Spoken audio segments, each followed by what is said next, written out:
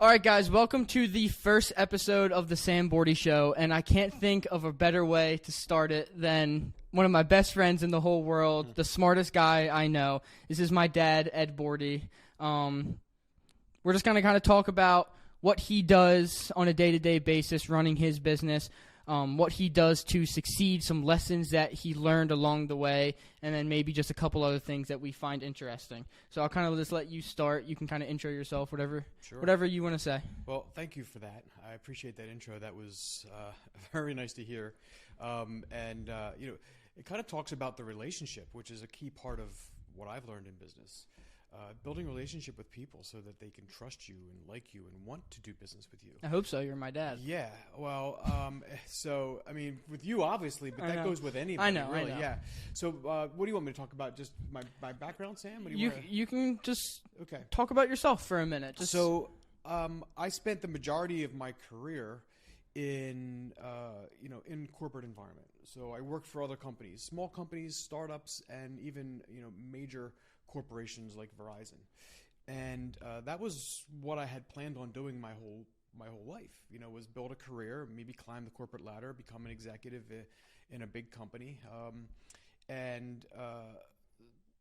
right around the time you were born, Sam, I was going through some changes, and in our personal life, I had a newborn baby, and some opportunities at work kind of came across where I was able to go back to school and learn some new business and marketing types of skill sets that I didn't have before.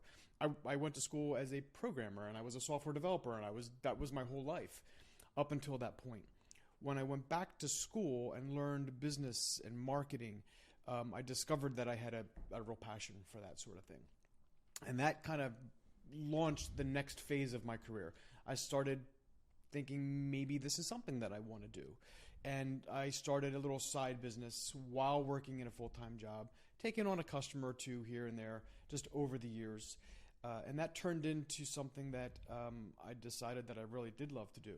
And not that long ago, a few years back, I decided to take a very exciting but incredibly scary at the moment jump out of the corporate world, which is all the security and the benefits and the high-paying jobs and all the things that come with that, which make it appealing to a lot of people, and kind of go out and see if I could, take a stab at running or having my own business. And I did that back in 2019, somewhere around there. Yeah. And ever since then, it's been a lot of fun.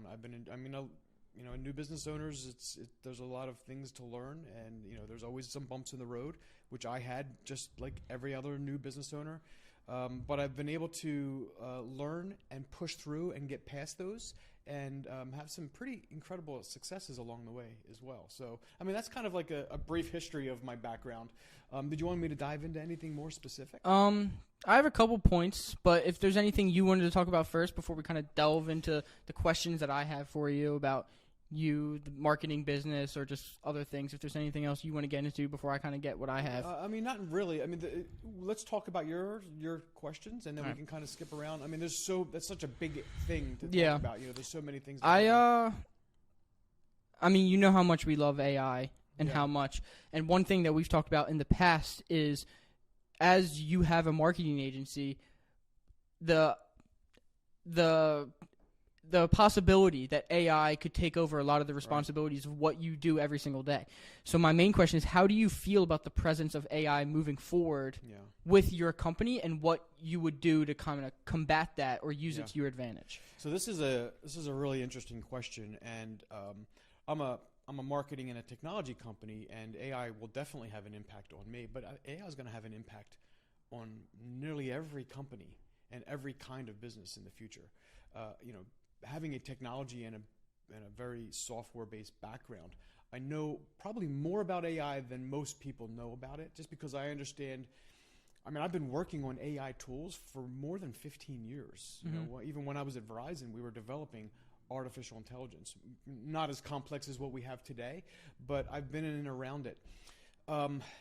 It will change, just like anything technology always changes. It's either going to be a slow change, it's going to be a fast change. I feel like we're going into an area right now or a time right now with every business, and especially my own, the kind of work that I do, where it's just going to change very rapidly. And the one thing that I can say is that it doesn't mean, marketing companies are going to go away, at least in the near, relatively near future. It just means the way that we do things is going to change. So, I'll just give you a specific example. One of the services we offer is search engine optimization. So somebody goes to Google and they're typing something in and they get results come back. And based on those results, they'll find a company. So will will somebody using ChatGPT use ChatGPT to learn what they need to know instead of going to Google? There's going to be, for sure, a lot of that happening. It's already happening. I already see you do it when you need to search something. Yeah, so sometimes I go straight to ChatGPT instead of Google, Yeah. So what can we do, for that specific example, to make sure that we're protecting ourselves and doing the right things? There are certain things that will never change, no matter what technology that we have in business. You need to know who your customer is, and you need to provide some value to them in some way. What will happen, if you could ask yourself a question, what's going to happen in 10 years in my business that will not change no matter what the technology is? Customers are still going to need to eat. They're still going to need to find some help, for whatever it is. They're still going to need to, buy homes in your business, right? They're still going to, people still need a roof over their head. They still need to eat. How they do those things will change. But understanding your customer and putting the right information in front of them, that's not going to change at all. Yeah. So we just need to find ways to figure out the things that are going to still be around in 5 or 10 years. We need to make educated guesses because we may not really know. Yeah, look at it 10 years ago, it was 2014. Do you think people were going to be talking about AI in the fact of how it is now? No, the technology will change completely, and we have no idea how that will evolve. Yeah. It's going to evolve in ways that we can't even fathom. Yeah. But we do know that there will be people in the world, hopefully, yeah, right? And they're going to have, if AI doesn't take over completely. If it doesn't take over, and they're going to have specific needs, we just need to find a way to make sure that we're continually able to meet their needs. Yeah. So my business specifically, I just want to make sure that ChatGPT still can't provide information. At least in its current form, it relies completely on information that's available out on the internet. Yeah. So, and it's gathering that information from information that's out on the internet. So we can find ways to make sure that we are a source for that. We can go so many different directions with this, but that's kind of at a high level, my thoughts. Do you want me to dig into any No, I think you hit areas? A lot of good points. I think just providing value still in a place and a marketplace where value is so accessible. Yeah. Right? Like you can just type it in and something like ChatGPT or Bard or whichever one you choose is going to just spit out an answer quick. So how can you still prove your value in a marketplace where that's so prevalent right now? And that even the value itself, how the value is provided is going to change rapidly. Yeah. So we just need to find way, like, how can I serve my customer? How will my customer still be able to find me and use me in the future? Yeah. Regardless of technology. We need to have those conversations. And I'm not giving you a specific answer, but these are the sort of things you need to think about. Really quickly, a point on this. If I were to go back 10 years, technology has changed pretty drastically, especially in SEO world. It changed a lot. How people are ranking high on Google 10 years ago is a lot different than it ranked today. Google puts out new updates constantly. They're constantly improving their algorithm. But what they're trying to do always is make sure that they're putting the best solution in front of their customers. Yeah. And that's the reason they've done so well, is because they're not just sending just whatever in front of their customers. They're putting the companies that care most and provide the best value in front of their customers. 10 years ago, you could hack the system and you could put fake information and put fake blog posts all over the world and fake backlinks, and you could hack the system, and there's still some of that happening today. Well, can they pick up on like an AI blog post, an AI written blog post? There's some debate on that. I mean, there's some studies that I've seen recently that say human written blog posts outperform AI written blog posts. I wonder if that's just because it's kind of if the same 10 companies across the country are writing the same prompt in the ChatGPT, it's spitting out the same blog post. Well, it could be. Again, there's still a lot of debate, and nobody knows for sure. Nobody truly.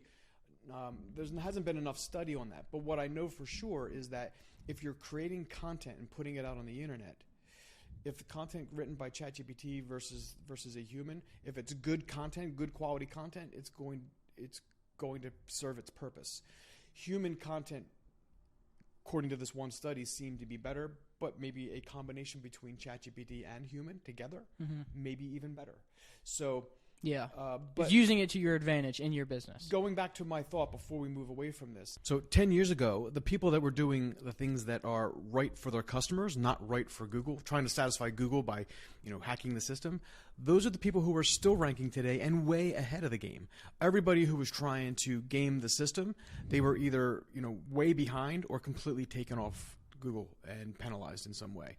Yeah. So the moral of the story here is, no matter what the future happens, what technology comes, along, with AI or how it changes, think, what can I do today that will still be useful and valuable to my customer in 10 years from now or 20 years from now? Yeah. If you're doing those things, then you're going to be okay.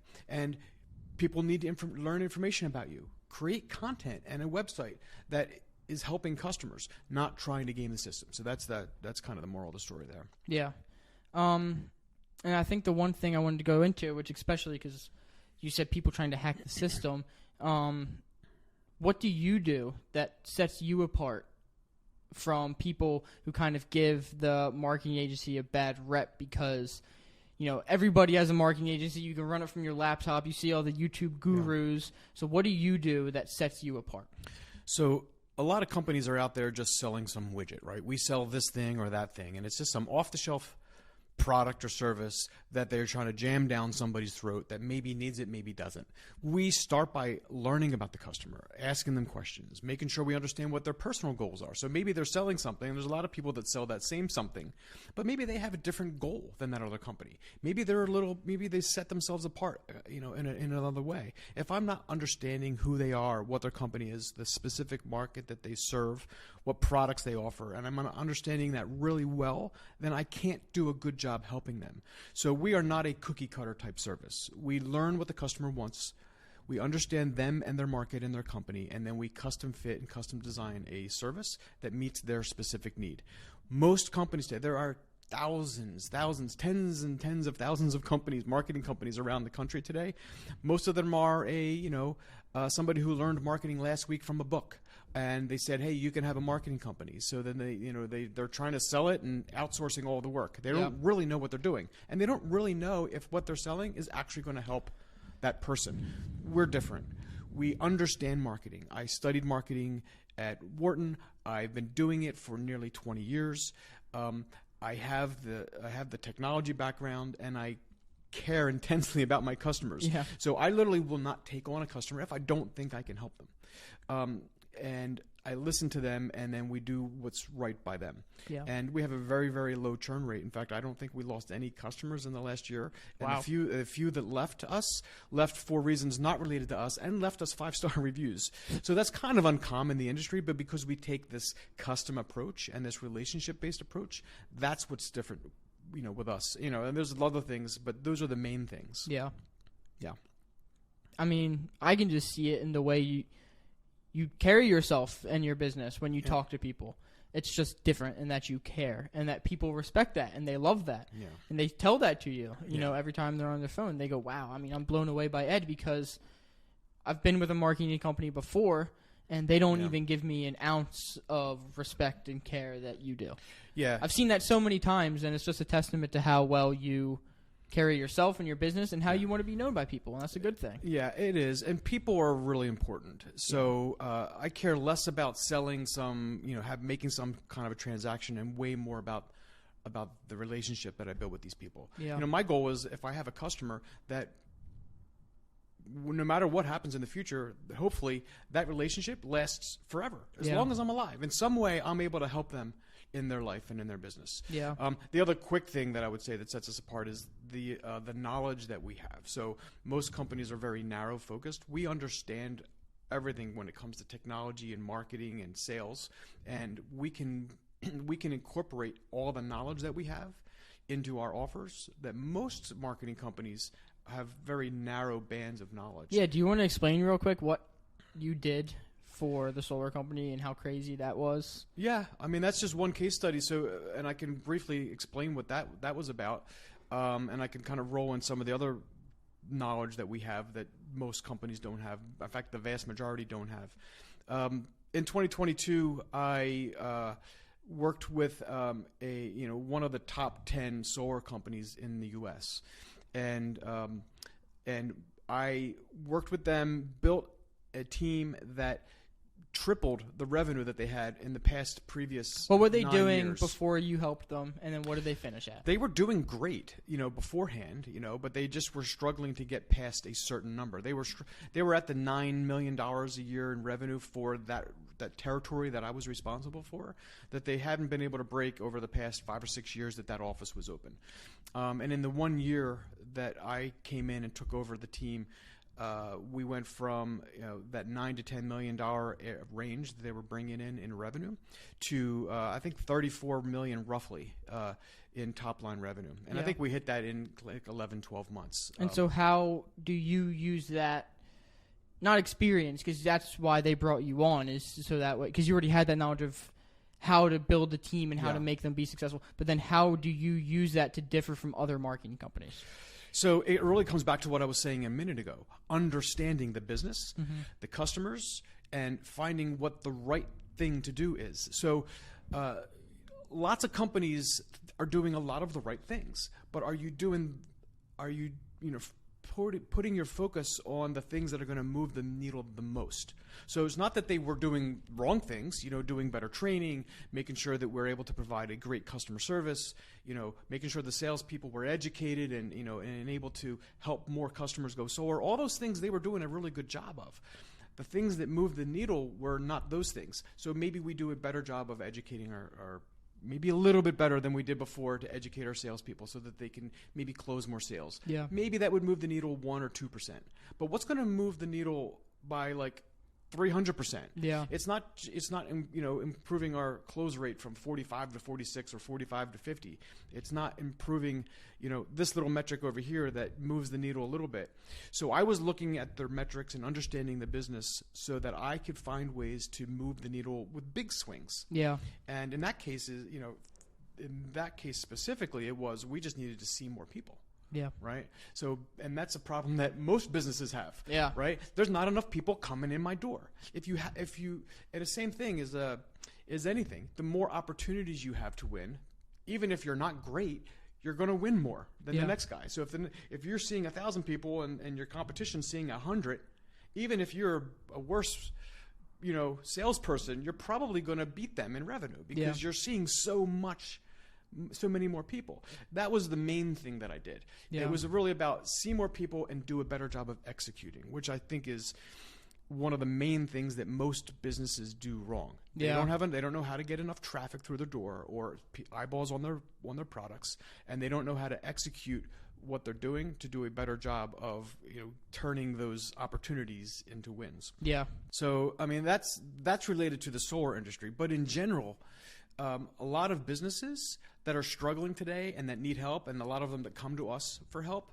they really just want more business. They want they don't want SEO. They don't want a website. They want more leads. They want more customers. Yeah. And the difference between us and a lot of SEO agencies and website builders is we know how to make sure that we're not just getting you more leads, people seeing your website, but we get them to actually convert to leads and to customers. Yeah. So we have that kind of experience where that's where the sales understanding how sales, just words, talking to people, but also putting those sales techniques into words on your website and into your email follow up and all those things. So that's where, like, from an SEO perspective, we would set ourselves apart from people. Most SEO companies will get you ranked high. We actually get you ranked high. We get people to click, to keep clicking, and then turn into leads into customers. Yeah.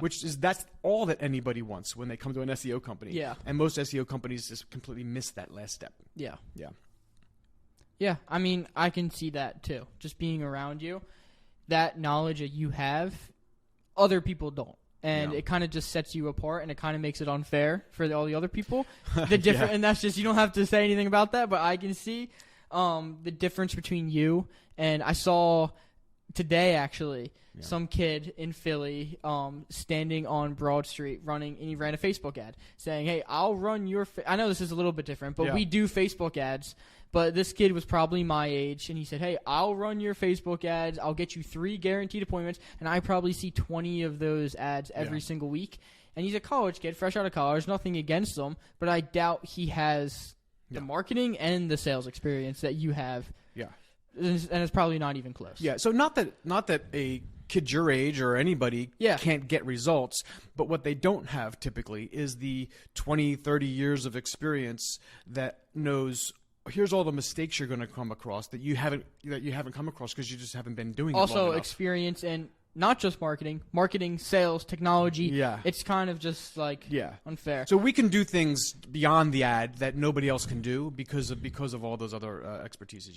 Yeah, and it kind of just segues into my last point. Kind of funny enough, nothing against the kid I saw on the ad. Yeah, but what would you give yourself as a 23-year-old, someone my age? What do you wish they knew? It doesn't have to be business. What do they wish it could be personal, family, anything you want. So I think one of the things that if I were going to say one thing, and I guess I'm going to tie this to work and business, whenever I am looking to hire somebody, any time in my career, and I was in charge of hiring even back when I was at Verizon, I was in charge of the intern program for the Verizon's IT department. So I worked with kids that were just coming out of college trying to start a career in corporate world. I've hired at Sorenji World. I hired salespeople and operations people. I've hired people in my own business. Whenever I hire, I look and pay attention less at the resume, what's written on those words there, and what they say with their experience, and I concentrate more on the person, their personality, the way that they look at the world, and their work ethic. So a lot of times what I'll say is when somebody's sitting across from me at a table and I'm interviewing them is, I already saw your resume. I want to learn about you. And I want to learn about their work ethic. I want them to show me proof and through examples of the way that they live their life and things that they've done that are evidence that there's something in there that is special about them. The people that I've saw that are the most effective in their career, whether they get a job or whether they start their own business, are people that have it in them already. They're hard workers. They work up. They show up. They don't complain about other people, and they don't blame their failures on that guy and that guy or this thing or that thing that happened to them. They just show up. They live their life, and they do their work by just caring about what's in front of them that day and working hard and not blaming anybody else because their life and their results and their successes and failures are all their own. Okay. When I see people that have that kind of mindset and that kind of follow through and that kind of work ethic, they will be a success. I guarantee it. And the people that go to the best schools in the world, like the Harvards and the Yales and all those places, and they start businesses and they're successful and it seems like everything they touch is magic. It's not because they went to Harvard or went to Yale. They already had in them that work ethic and that ability to push through failure and that ability to be okay with risk. And those are the people that are successful. But you don't see that. You say, oh, they went to Harvard or they're special. And that's coming from you who got your master's at Penn and Wharton, the business school, which is one of the best. So it's not just you saying that. It's really just a testament to your work ethic. Yeah, it's those.